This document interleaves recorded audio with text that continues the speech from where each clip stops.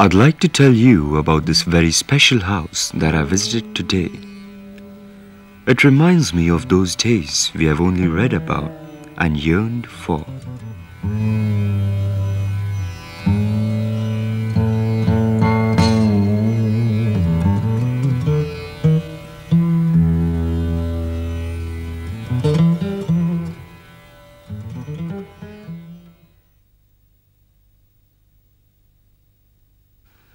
(1730) Shanwar Wada, the heart of Pune.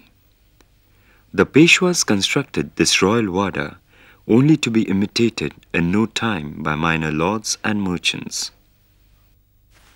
The Wadas emerged as a form of domestic architecture in response to the social characteristics of the times. The Wada or courtyard house was derived from the West Asians and the ubiquitous house type of the tropics.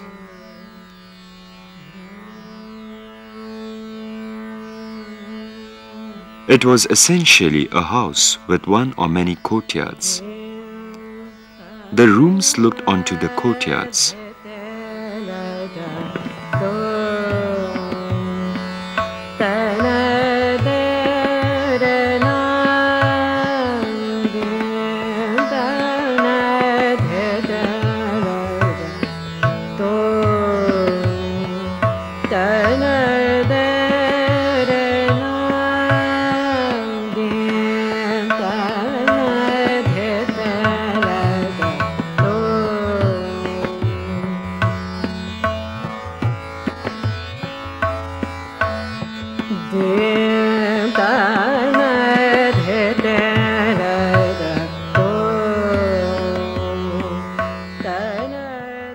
A huge gateway flanked by devris meant for the gatekeeper gave entry to the Wada. But the Dindi Darwaza or the wicket gate within the large gate was normally used. What makes Wadas unique is the essentially introverted plan. A typical Wada had no courtyards outside its walls. It wasn't required. They had all the space and privacy within the walls. It made good spatial sense to concentrate open space in the heart of the building. The courtyard was also a focal point for verandas and passages.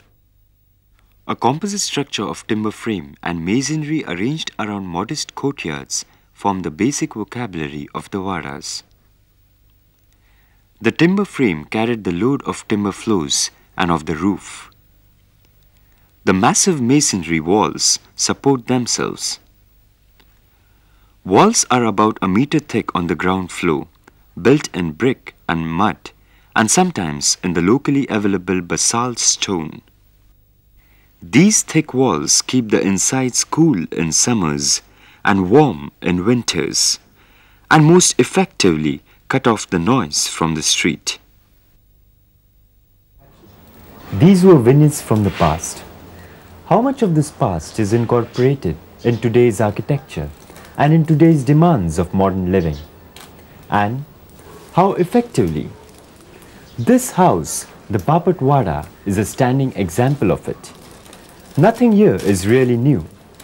Most of its elements have been taken from the traditional architecture of Pune. This, however, is a house with a difference. This place was built by dismantling an old Wada of Pune and was built with many improvisations. There is no denying the modern finish to the place, but the flavor is essentially traditional. It goes beyond merely sticking familiar fragments of the past onto a contemporary building. These fragments, in fact, form the foundation of this house.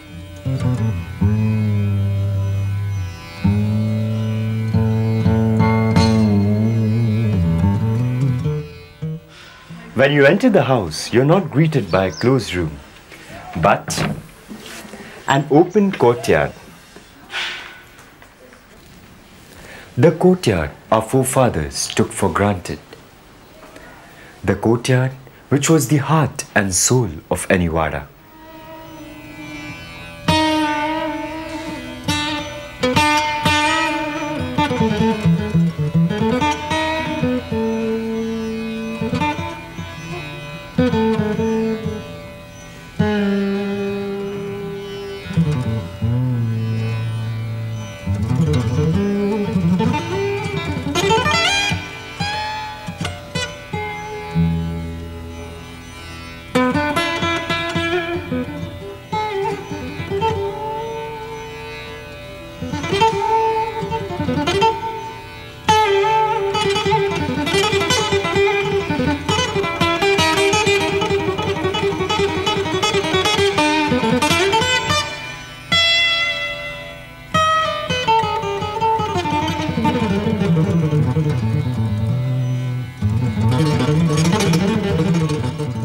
The rooms from the old Wada have been recreated here just as they were.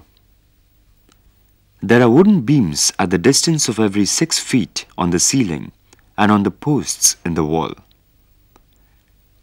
The distance between the two beams or between the two posts is known as a khan. The rooms here are approximately of 3 khan. The windows and doors are placed centrally between 2 posts. Due to such discipline, they come in line with each other or exactly opposite to each other. Because of the placement of the windows, you can see through each room to the courtyard. Along with this, the house has acquired a kind of transparency and spaciousness. The windows are placed only 1 foot above the floor, so that there is closer link between the outside and the inside spaces. So what are the traditional elements of a Wada that can be incorporated in a modern house? The traditional architecture developed variety of devices to facilitate the indoor living as well as outdoor living. For example, the roofs with the typical clay tiles projected quite way beyond the walls, and these projections provided a play of light and shade on the surfaces, on the facades of the building. The courtyard, I think, is definitely a case in point where we can use it, modify it, and transform it for today's use. The other one was the windows, which started from the floor levels, the low type of windows, as most of the activities indoors were conducted sitting on the floor, whether it was sleeping, eating, sitting, or talking to each other, or writing. There are some of the staircases, some of the balconies that we see in Wadas where there is an element of design, a sense of detail, which is largely lacking in most of our buildings today. The plan of this house is inspired by the old Wada. This is a formal drawing room. However, as in the old Wada, the most used space is the dining, the baitak and the angan outside.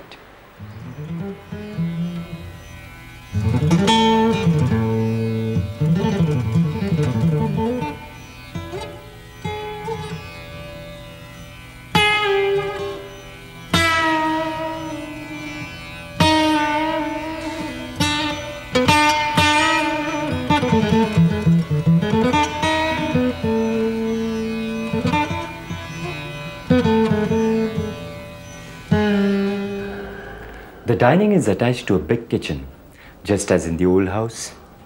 Notice how the kitchen, the dining and the baitak are one compact unit. The objective of such an arrangement is to make it easy to interact with guests or even make them involved in your work. In spite of this, the kitchen has its own privacy, just the way women would want. Now let's take a look upstairs.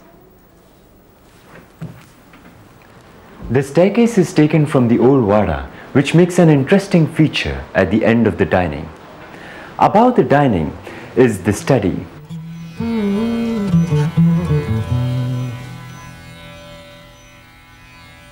These long vertical windows are perfect for harsh light conditions. In addition to this, the roof has big overhangs, because of which only soft, reflected light is allowed inside the house. The roof is well insulated. The air between the mangrove tiles and wooden ceiling helps to keep the house warm in winters and cool in summers.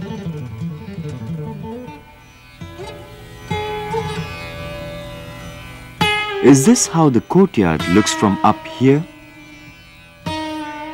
But what exactly makes the courtyard the heart and soul of any Wada? Well, it was the primary focus of all activities.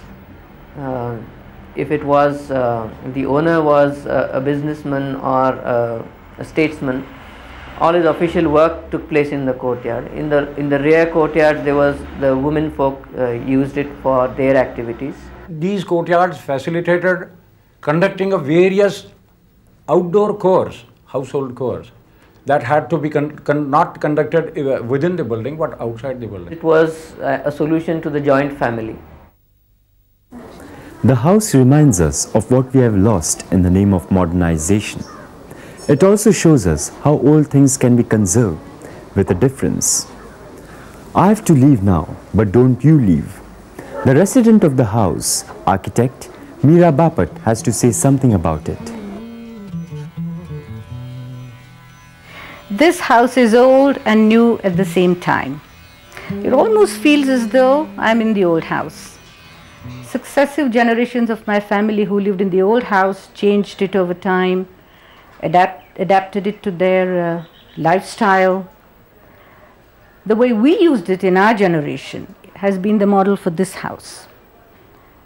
Because of its timber frame construction, it was possible to dismantle it beam by teak beam without much difficulty and re-erect it at this place with some amount of effort, but not impossibly so high. The new house has retained a lot of the old character, and yet it takes advantage of new technology, new materials. It uses solar energy to make it more energy conscious. But what is satisfying is it retains its original serenity, its feel, and yet it's become much more comfortable. And I feel quite happy living here.